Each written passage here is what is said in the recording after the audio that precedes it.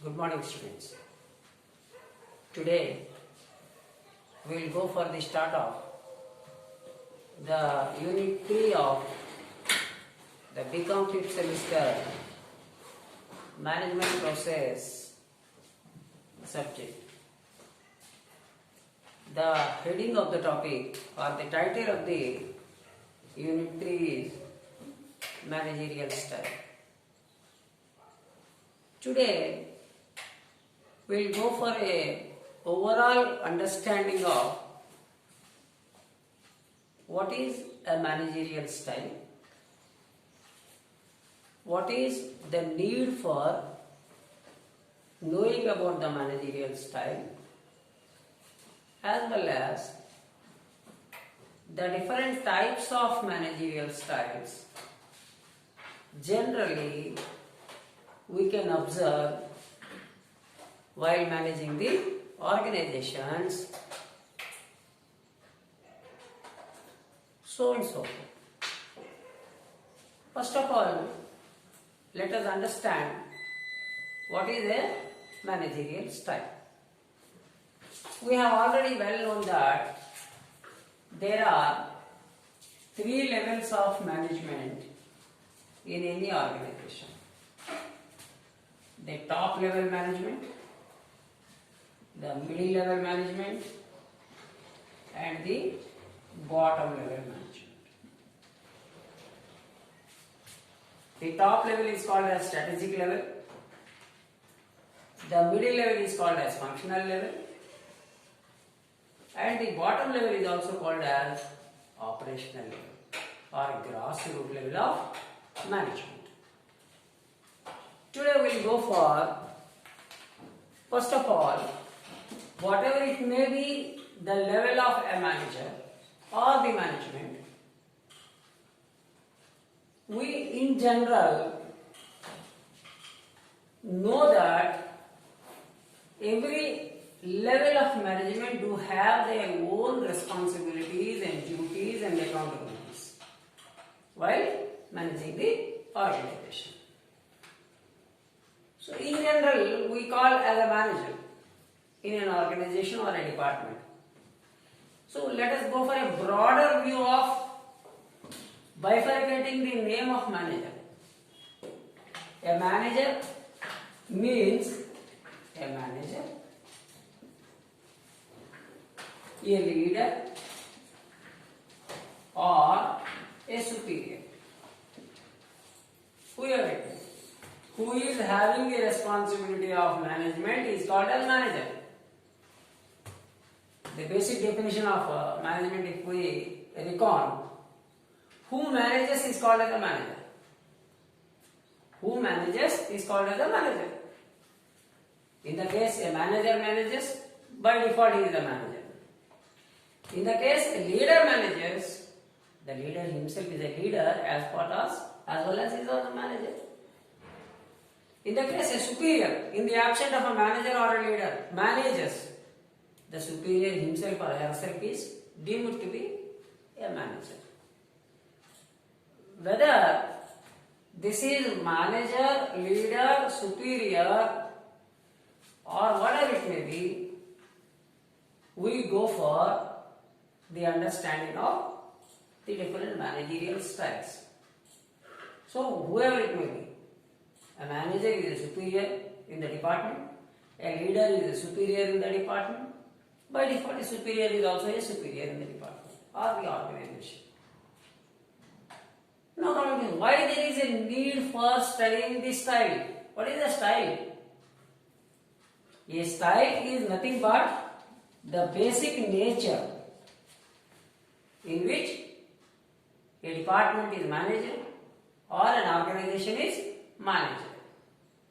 How the person who is declared to manage the department or the organization is managing is nothing but the style of the manager. The criteria in which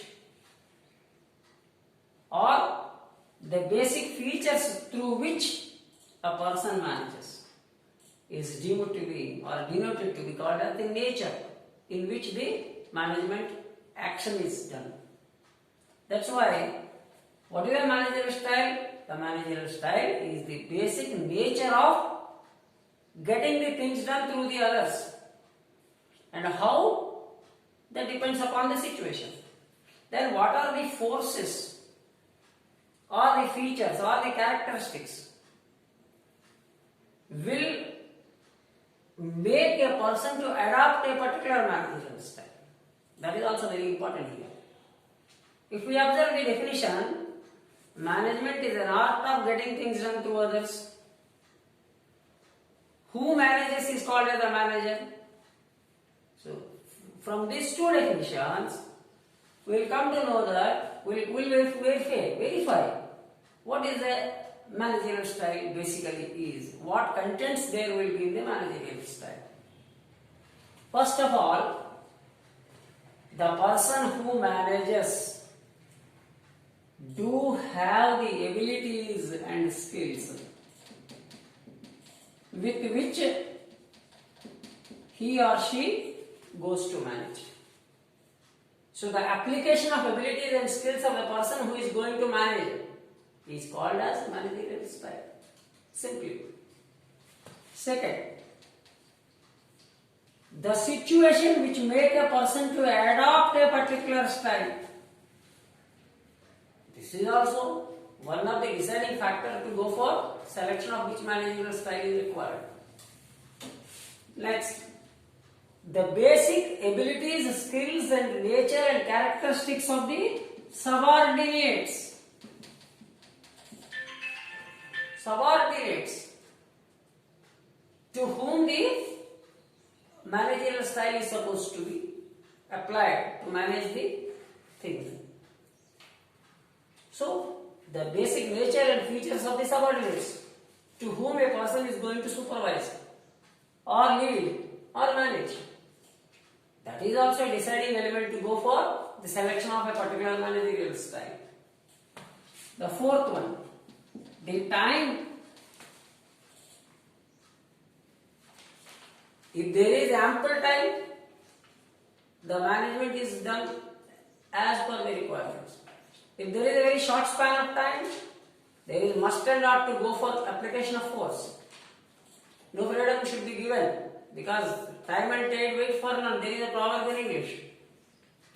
Automatically, time also a deciding factor to select the managerial style. Next, the philosophy of the management of the organization. The philosophy. The basic philosophy of the management. Even though I want to function in paternalistic style of management, if the management asks me not to use that, you go for autocratic style. It is must. You go for laissez-faire. It is must. So, basing upon the philosophy of the management of the organization, maybe top level management, basing upon the policies of the organization, whatever the policies of the organization demands, a manager has to select that insuitable to the policies of the management to manage the organization by adopting a particular style of management. So the philosophies and policies of the organization also sometimes makes a person to adopt a particular style of management. So what do you think? Overall, our both definitions what we have started at the time of initiation of this topic. What is that? Management is an art of getting things done through others. Who manages is called as manager. And how a person manages is called as managerial style. So how a person is going to manage is called as a managerial style. Then what are the factors influencing? These are all some of the factors which paves the way for selecting a particular style of functioning.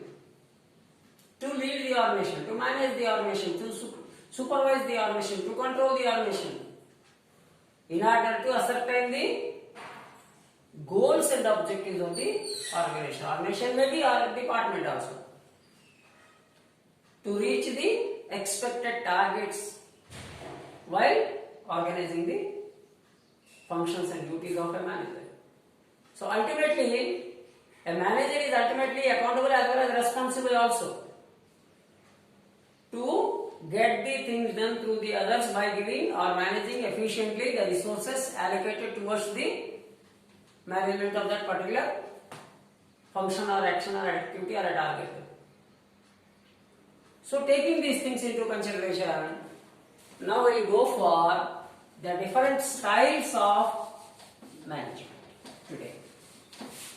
So what are the different styles of management in general do exist in our management literature? The first one is autocratic style of management. The second one is paternalistic style of management.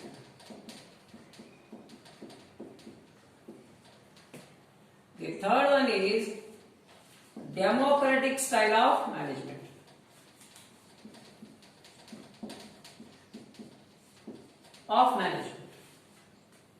The fourth one is laissez-faire style of management.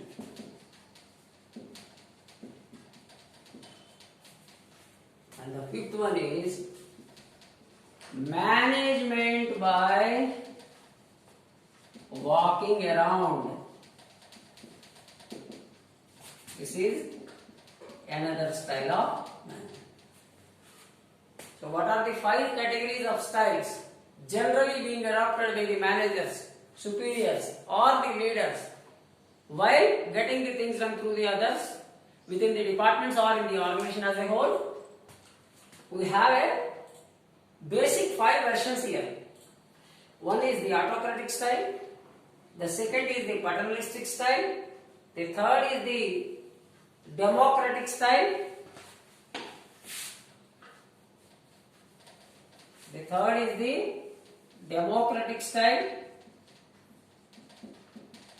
fourth one is the laissez-faire style, and the fifth one is management by walking around.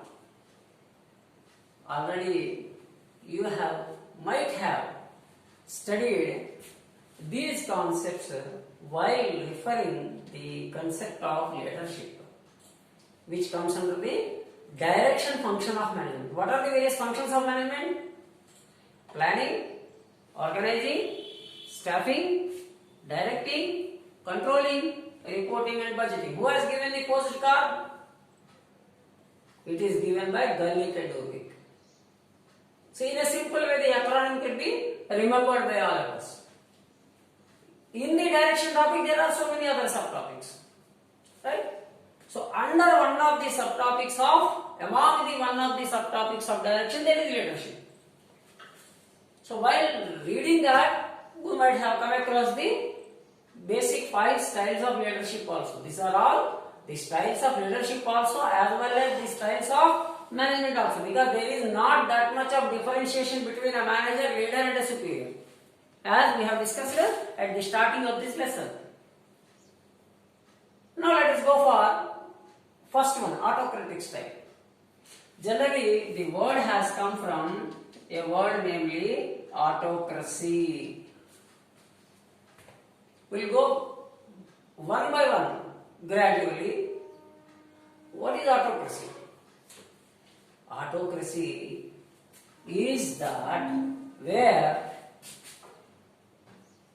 the boss is ultimate, the leader is ultimate, the manager is ultimate, the ruler is ultimate. Everybody who is under him or her should have to abide. We might have known about or referred in our social studies that there were so many autocrats who have ruled their respective countries as well as some parts of the world. Maybe Adolf Hitler, Mussolini, right? So such type of people who have shown their autocracy while ruling their countries. Only one man show. It is called as one man show. And the main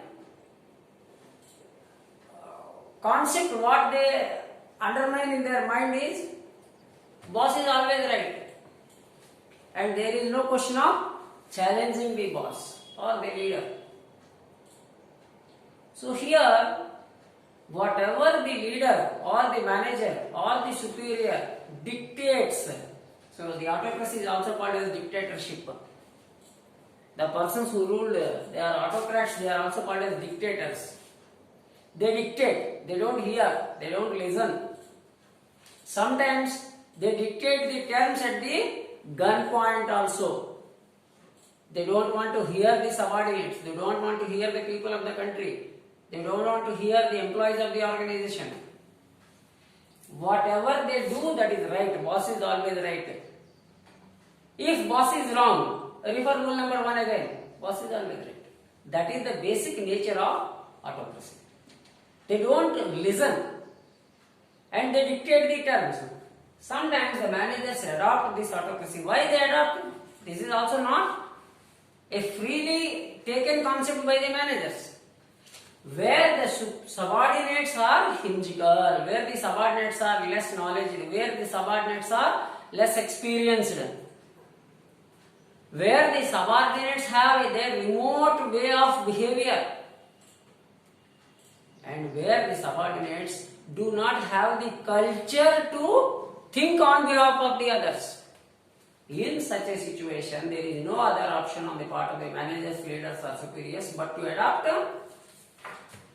the autocratic style of management. And here what happens? Whatever the manager gives, it is to be taken by the subordinates. Whatever the manager dictates, it is to be adopted by the subordinates. And here the manager only thinks, and he will not consider or she will not consider the thinking or the ideas or ideologies of the subordinates. And what the manager here says or the leader says or the superior says, do what I say. So this type of managerial style generally very minutely we come across in the earlier days of managerial styles where this was very much popular. Now it is mostly disappeared. Almost in very less and less organizations only we go for observing this autocratic style of management. Otherwise, it has lost its fade. It has lost its color.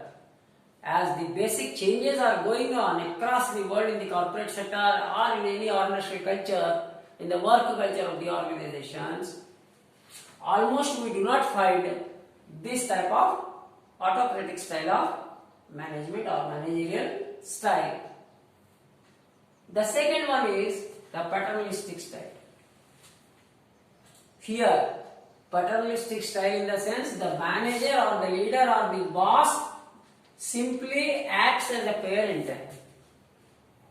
The thinking ideology or the nature of management purely designates the parental ego, the parental attitude among the leaders or the superiors or the managers.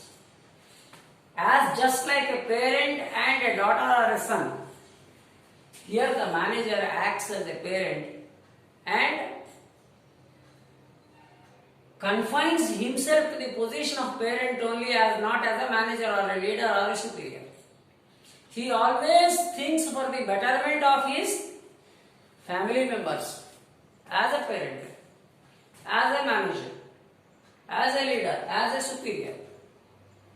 The inculcation of the parental nature in the character while managing the organization or the department configurates a high level of responsibility for the betterment of their subordinates.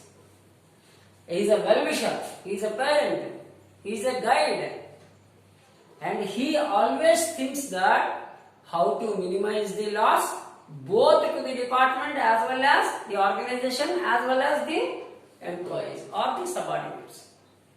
It is a very critical area of functioning in the parental style or a paternalistic style of management. In 360 degrees, the manager or the superior or the or the leader will always consider a win-win situation rather than win-lose situation or a lose-win situation. He is supposed to take the care of the subordinates as if they are their children.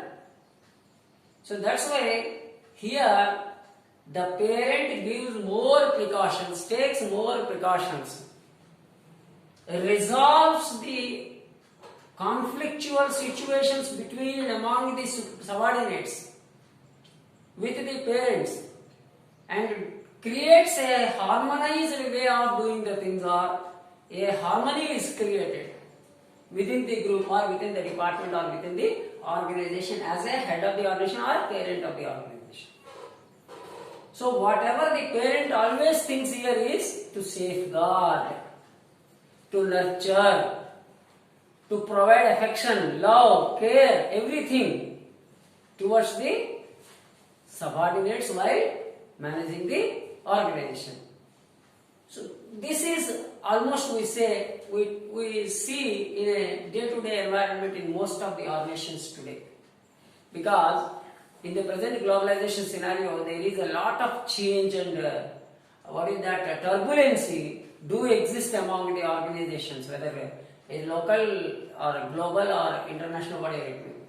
Henceforth, most of the managers who take care under the concept of the paternalistic leadership style.